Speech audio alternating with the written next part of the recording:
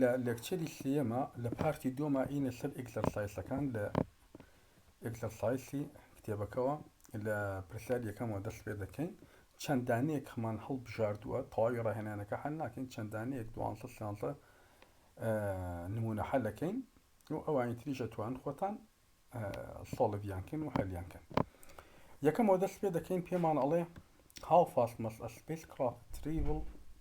relative to the Earth for each day on the spacecraft to corresponding to 2 days on the Earth. ئەڵێ پێویستە ئەو کەشتیگەلە لە فەزایە بە چ خێراییەک حرەکە بکات بە چ خێراییەک حرەکە بکە بە گوێرەی زەویەوە بۆ ئەوەی هەر ڕۆژێک لە سپیسکرافتەکە بەرامبەر چەند بێ بەرامبەر 2 ڕۆژ بێ لەسەر زەوی. ئێمە داوای چیمان لێکە ئەمە وەک وایە 2 مەڵزومەمان هەبێ یەکێکیان ئێس بێ کە ئێمە لەسەر زەوین ئەوی تریشمان چەنە ئەوی تریشمان ئێستاشە کە لە فەزایە. ئەڵێ چی ئەڵێ خێرایی سپیسکرافتەکە لە فەزایە بۆ یەک ڕۆژ لەوێ یەک ڕۆژ لەوێ بەرامبەر بە 2 ڕۆژ لای ئێمە بێ کەواتە ئێمە ئەزانین یەک ڕۆژەکەی ئەوێ ئەبێتە تینۆت بۆ خۆی و تودەیەکەی لەسەر ئارز ئەبێتە تی کەواتە ئێمە معادلەی تی is equal to تی نۆت یەک ناقص ڤی دووجار لەسەر سی دووجار تی نۆتمان هەیە یەک ڕۆژە و تیشمان هەیە 2 ڕۆژە داوێتی بە ئاسانی و سیش زانداوە ئەتوانم چی بدۆزمەوە ئەتوانم ڤی بدۆزمەوە ئەلێرە هەردوو ئەتوانم معادلەکە قەڵب بکەمەوە هەڵی گێرمەوە بەم جۆرەی لێدێ و پاشان دووجا یەکەم هەردووی لاو سۆڵڤی یەکەم تەنها ڤی نەزانداوە بە ئاسانی ئەتوانم ڤی بدۆزمەوە فعلەن خێراکی نزیک بۆ تۆ لە خێرایی ڕووناکی بەڵام یەکسان نیە وەکو وتمە مادام سپیسکرافتە مادام ڕێستماسی هەیە قەت خێراکی ناگاتە خێرایی ڕووناکی ئەوە داواکاری پرسیاری یەکەم بوو. پاشینە سەر نمونەی دووەم پێمان ئەڵێ A certain particle has a lifetime of یەک جارانی دەتوان ناقسان حەوت سێکەند when measured at rest. پارتیکڵێکمان هەیە لایفتایمەکەی ئەکاتە یەک جارانی دەتوان ناقسان حەوت سێکەند کاتێک ئەمە لە ڕێستا حساب بکەم واتە ئەمە تی نۆتە مادامەتی لە ڕێستا کاتە تی نۆتە. How far does it go before decaying if its speed is 0.99 c when it is created. ئەڵێ پێویستە چەند دیستانس ببڕێ ئەم پارتیکڵە پێش ئەوەی شی بێتەوە بۆ تەنۆلکەکانتر و ئەگەر بزانی خێراییەکەی چەنە خێرای پارتیکڵەکە 0.99 ئێمە کاتێک معادلەی ئێڵ بەکار ئەهێنین ئێڵ is equal to vt ئەمە دیستانسەکەی کە ئیبڕێ ڤیەکەمان هەیە بەڵام تیمان نییە بۆی پێویستە تینۆتی داوە پێویستە تی بدۆزینەوە بە معادلەی سەرەوە تی is equal to تینۆت یەک ناقص ڤی دووجار سی دووجار ئەتوانم تی بدۆزمەوە تینۆتەکەم هەیە وەکو دراوە لە پرسیارەکە یەک جاران دەتوان ناقسان حەوت سەکەندە و ڤیشم هەیە لێرە 0.99 ئەمانە تەعویزەکەم چیە دۆزمەوە تی ئەدۆزمەوە کە تیەکەم دۆزیەوە پاشان ئێم لەم معادلەیە بۆ ئێڵەکە تەعویز دەکەم کە تەعویزم کرد تەماشاکەم ئەو پارتیکڵە پێویستە 208 مەتر ببڕێ پێش ئەوەی شی بێتەوە بەم خێراییکەوە بۆی دیاری کراوە.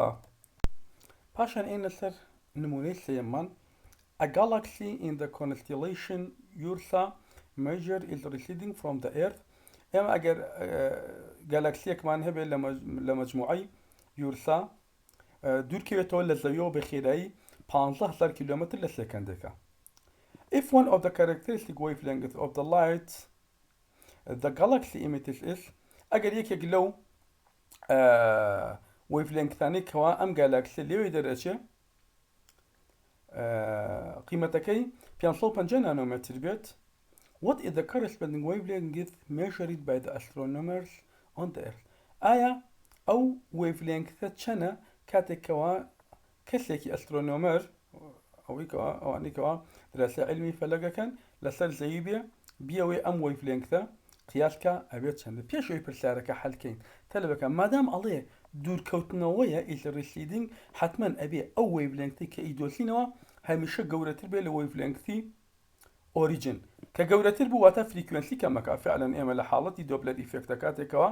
هەسارەیەک ئەستێرێک لە ئێمە دوورەکەوێتەوە حتمما ئەبێ فریکوێنسەکەی کەم کە ئەو لایتێکەوە ئەیە یاخود وێڤلێنگەکەی زیاد کە ئێستا لەم پرسیارە ئەبێ ئەوەی ئیدۆزینەوە گەورەتر بێت لە 550 نانۆ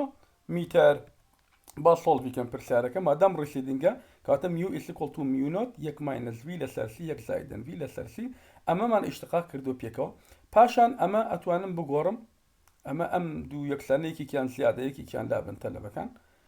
تحويل يكم بو شيء تحويل يكم فريكوينسيا أي جورم بو ويف لينجث شون يجورم ألم همو فريكوينسيا ميو is equal to c over لامدا ياخذ c is equal to ميو كفريكوينسي جاراني لامدا بمجرد تحويل يكم كواتا لامدا is equal to لامدا نوت اما بيتشوانا بيت يك زائدا في لسلس يك ناقصا في لسلس في معناه بلاي 15000 كيلومتر كي همانا وسليش كون سلانت لامدا نوتي شي بي ان 550 نانومتر كي او كاتب اساني لامدا ادو اسمو اكاتا 517 نانومتر فعلا زياد من لو ويف لينك رويدا بو چونكا دور كوتنويا ريزلت كمان بيمان عليه راست مان كردو يا هلا مان كردو فعلا راست مان كردو چونكا مسألة دور كوتنويا مادام دور كوتنويا بو حتما ابي ويف لينك زياد كا لبرامبر يا فريكوينسي كم كات باشان اين سر نموني چوارم if the angle between the direction of motion of a light source of frequency mu naught and the direction from it to an observer theta اگر هاتو گوشه لنيوان دايركشني او لايتي يعني او موشن اوف لايت سورس لك معنى به گوشه لنيوان او لنيوان observer ثيتا به the frequency mu the observer finds is given by this relation او كاتا او frequency كا observer كا اتواني observe بكا ببي ام معادله كدراو إلا تي مان بياله كاتا ميو is the relative speed ام ميو نعمه via ام via كايبينن relative speed of the source base show that this formula includes all three cases in Doppler effect in light and special cases بيشاني بدا هر سه كيس كأما transverse معنا بو longitudinal معنا بو لقال approaching ام سه كيس مان للايتا لدوبلر effect للايتا خيونت ام معادلة توين بو هرسي كان بكار بين ببي تي ببي غوشكا سرتا بابي مثل كيسي يكم لكيسي يكما اما transverse معنا بو لترانسفيرسا غوشكا مان چن بو نوت بلبو باشا كاتي كوسايني نوت الير دانم ثيتا مان نوت بو چونك لكيسي يكما وتوان هميشا ابزرفركا بشوي بيربنديكولاري حركة اكا لسر اراسلي بلاوبونوي لايتكا هر بويا غوشكا مان چنا غوشكا مان ابين نوت بلبي كاتي كوسايني نوت اكاتا الصفر كاتا امبرا كفي لسر سي كوسايني ثيتايا is equal to 0 is equal to 0 كاتا معادلة كمان reduce ابي بو ميو is equal to ميو نوت يك ناقصا في دوجا لسر سي دوجا تنا سر اميتو لسر يك لسر ام يكا كاتا اماهر او معادلة وبيشوتر اشتقاق ما كردو بو حالي ترانسفيرس دوبلر افكت فعلا اما تو انيمان اومان دس كويتوا حالي دوما اما فور ريسيدينج بو ريسيدينج بتاعي حالي دوم وتمان ريسيدينجا فو الريسيدينج سورس كاتا كوا اما دو كوتنا اومان ابي كاتا ثيتا مانشنا لمعادلة كياويتي بايا يا صو هشتا ديجري كوساين صو هشتا كاتا ناقص لك كاتا ام سالبيه لشوني كوساين ثيتا لمعادلة بيشوترا دانين چی مان دەسەکەوێ میو is equal to میو نۆت یەک ناقص وی دووجا لەسەر سی دووجا خۆی یەک زائیدەن وی لەسەر سی ئێستا هەڵەسین چیەکەین تەلەبەکان ئەمە جیاتی نێوان دووجایە ئەمەشیان ئەتوانین بیکەنە دوو کەرت یاخود عەفو نەک دوو کەرت بیکەنە دوو ڕەک ئەمە توانی هەمووی یەکە ئەتوان بیکەمە دوو ڕەگی وەکو یەک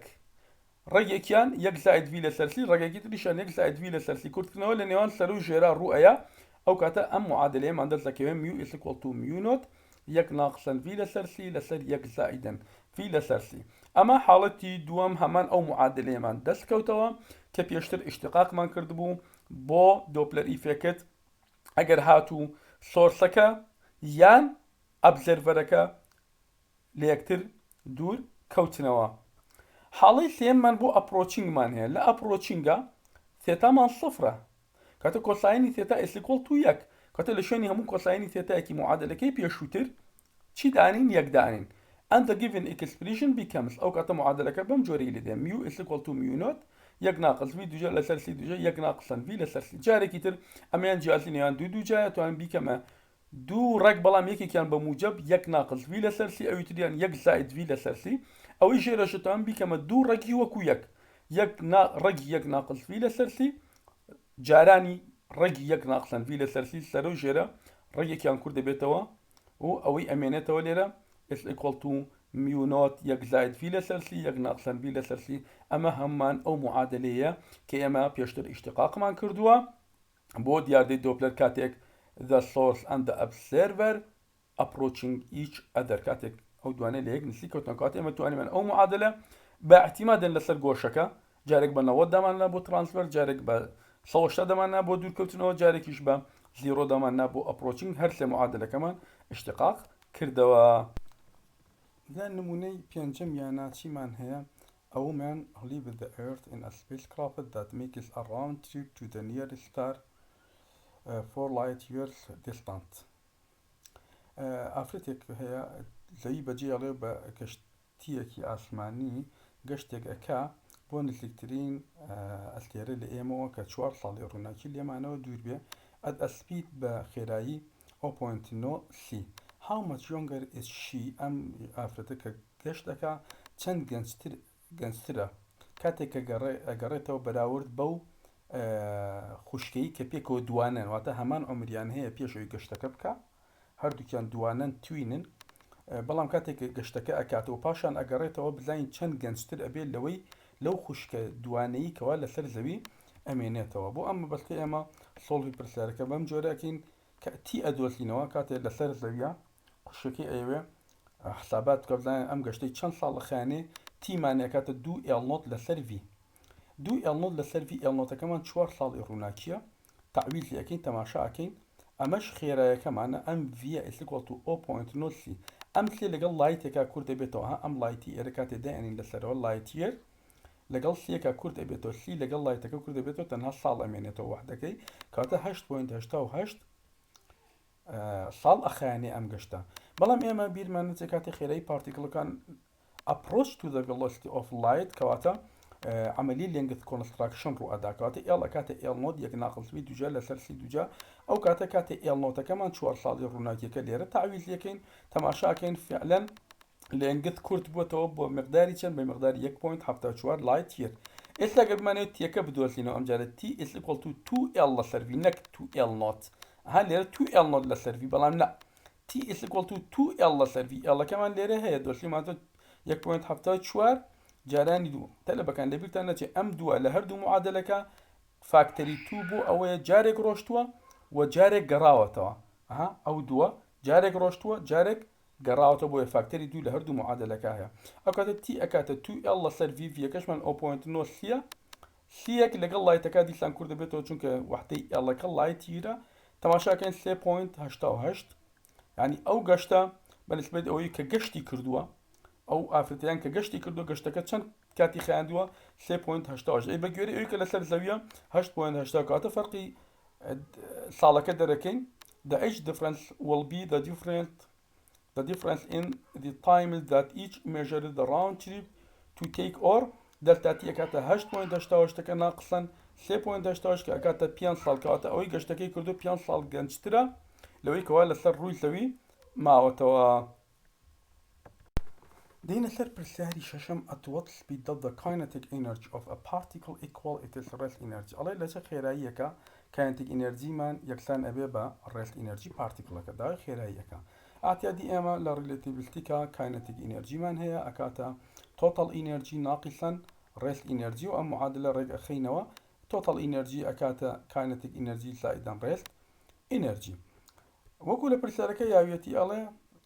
داوای خێرایەکەمان لێت کاتێک کاینتیک ئینەرجی ڕێکسانی بە ڕێز ئینەرجی ڕێز ئینەرجیش ئینۆ دەکاتە ئێمنۆ سی دوجار کاتە ئی تۆتاڵ ئەلێرە ئەگەر ئەم کاینتیک ئینەرجیە بە ڕێز ئینەرجی دانن کاتە ئینۆت زائید ئینۆت دەکاتە دوو ئینۆت کاتە ئی تۆتاڵ ئەکاتە دوو ئینۆت یعنی ئێمنۆ سی دوجار ڕێز ئینەرجیە کاتە لە معادلە ئی ئەکاتە خۆی ئەم ئی تۆتاڵ ئەکاتە ئێم سی دوجار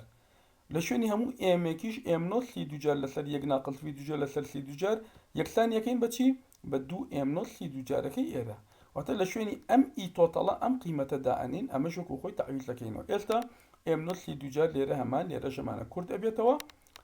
و ئەم معادلەکەمان ڕێدیوز ئەبێ بۆ ئەم قیمەتە یەک لەسەر ڕێگی یەک ناقڵ وی دوجار لەسەر سی دوجارەکاتە دوو هەردوو لە دوجارەکەین و پێچەوانەیانەکەین بۆی سۆڵ بکەین بۆ ڤی و ڤیەکەمان ئەدۆزینەوە کاتە 2.6 جاران دەتوان 8 مەتر لەسەر سەکەند جارێکی تر ئەم خێرایە نزیک بۆ تۆ لە خێرای ڕووناکی بەڵام لەبەر ئەوەی کەوا ڕێستماسمان هەیە قەت خێرایەکەمان نەگەشتۆتە خێرایی ڕووناکی لەبەروی پارتیکڵ و ڕێست ماسیە کەواتە خێراکین ئەکرێن سلیک بێتەوە بەڵام قەت یەکسان نابێ بە خێرایی ڕووناکی دینە سەر نمونەی حوتمیان پێمان ئەڵێ an electron has a kinetic energy of 0.1 mega electron volt ئەلەکترۆنێکمان هەیە kinetic energy 0.1 mega electron volt find its speed according to the classical and relativistic mechanics داوامان لێک ئەڵێ خێرایی ئەم ئەلەکترۆن بدۆزەوە بەپێی یاساکانی کلاسیکل میکانیک جارێکیان و جاری دومیشان بەپێی یاساکانی ڕێلێتیڤیستیک میکانیک واتە دوو معادل بە یەکیان بە کلاسیکل میکانیک ڤیلۆسیتی دۆزینەوە و ئەوی تریشان بە ڕێلێتیڤیستیک خێرایی ئەدۆزینەوە بۆ ئەم مەبەستایان بە کلاسیکل میکانیک خوێندومانە پێشتریش kinetic energy کاتە یەک لەسەر دوو mv دووجار ئەی سۆڵڤیکەین بۆ v ئەو کاتە vەکەمان ئەکاتە ڕێگی دووکەی لەسەر me ئەلەکترۆنمان هەیە 9.11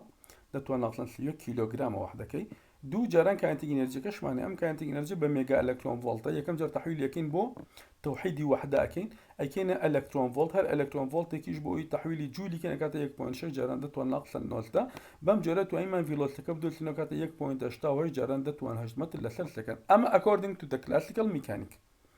پاشان ئینە سەر ئەم جارە یاساکانی ڕێلێتیڤیستیک بەکارهێنین لە ڕێلێتیڤیستیکە ئێمە بێ ئەم معادلە بەکار بهێنین kinetic energy ئەکاتە total energy ناقصان rest energy تە لە بەکان لە شوێنی ئەم ئیە ئەم ئیەی ئێرە چی دانێن mc دووجار دانێن ئێمەکەش تەحویلەکەین بە m0 لەسەر ڕێگی یەک ناقصان v دووجار لەسەر c دووجار ئێستا ڕێگەکەمان v تایە کەواتە ئەو معادلەیە ڕێک ئەخینەوە سۆڵفی ئەەکەین بۆ v کە سۆڵڤان کرد بۆ ڤی زۆر بە ئاسانی ئەم معادلەیەمان دەست دەکەوێت ئەم معادلەیەتان تێک نەچێت لە کوێ هاتووە لەم معادلەی سەرەوە هاتووە لە شوێنی هەموو یەک m0 c دووجار لەسەر ڕێگی یەک ناقصان v دووجار لەسەر c دووجارە کاتە سۆڵڤی ئەەکەین هەموو معادلەکە بۆ کێ بۆ v ئەم معادلەمان بۆ دەست دەکەوێت کە دەستمان کرد لە شوێنی هەموو ئیەکی تۆتەڵە ئێمە ڕێست ئینەرجی زائدەن kinetic energy-مان هەیە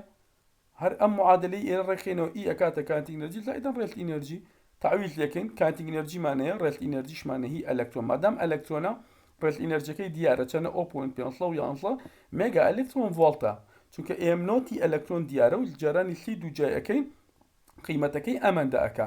تعویض لەکەین تەماشا ئەەکەین v ئەدۆزینەوە ئەکاتە 1.64 جاران دەتوان 8 مەتر لەسەر سێکەند ئەوە سەکەند نییە ئەوە غەڵەت کراوە مەتر لەسەر سێکەند وەکو ئێرە چۆن مەتر لەسەر سێکەند ئێرەش مەتر چونکە ڤیلۆسیتی وحدەکەی مەتر لەسەر سێکەندە ئینە سەر پرسیاری هەشتم a particle has a kinetic energy 20 times its rest energy find the speed of the particle in terms of لە نمونەی پێشووترا لە نمونەی شەشا بووە بزانین kinetic energy-کەمان ئەوەندەی ڕێست ئینەرجی و ئەم جارە ئەگەر هاتوو kinetic energy-کان 20 ئەوەندەی ڕێست ئینەرجی بێ هەمان معادلەکانی پێشووتر بەکارهێنین E is equal to m0 c دووجار یەک ناقصان v دووجار لەسەر c دووجار لێرەوە e over m0 دەکاتە یەک لەسەر یەک ناقصان v دووجار لەسەر c دووجار e0 لەسەر e ئەمە ڕێکیان نەخینەوە یعنی هەڵیەگەڕینەوە بۆی